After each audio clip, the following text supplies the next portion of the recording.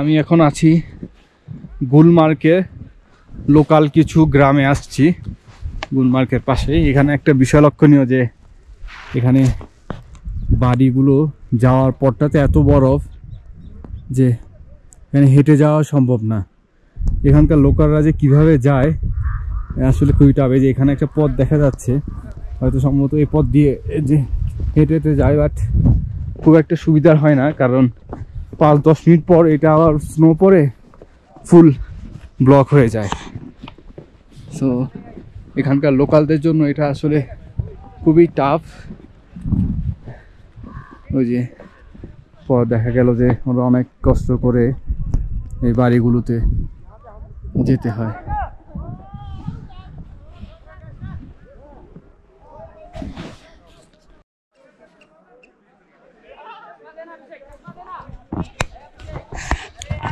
এখানকার বাড়িগুলা পাথর দিয়ে তৈরি। যে আমার পিছে যে পাথরগুলো দেখা যাচ্ছে এগুলো কিন্তু সবগুলো বাড়ি, এক একজনের বাড়ি। এগুলো স্নো পরে পুরোটাই কাভার হয়ে গেছে, বাড়ির শুধু উপরের অংশটা দেখা যাচ্ছে। এই যে ভিতরের লোক আছে, সো বরফ পরে পুরো ঘর বাড়িগুলো ঢেকে গেছে। এই যে পাহাড়ের উপর যেগুলো দেখা যাচ্ছে এগুলো হচ্ছে বাড়ি, লোকাল মানুষজনের বসবাস এখানে।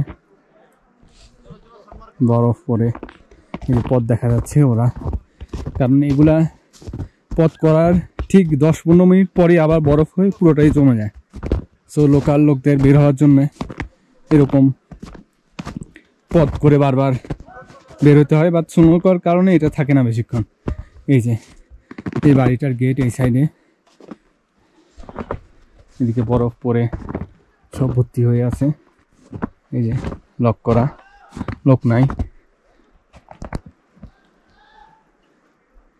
এখানকার মানুষজনের জীবনযাত্রা খুবই কষ্ট। পাথর হওয়াতে ভিতরে আবার গরম থাকে, যেরকম ঠান্ডা পড়ার কথা সেরকম ঠান্ডাটা পাস হতে পারে না।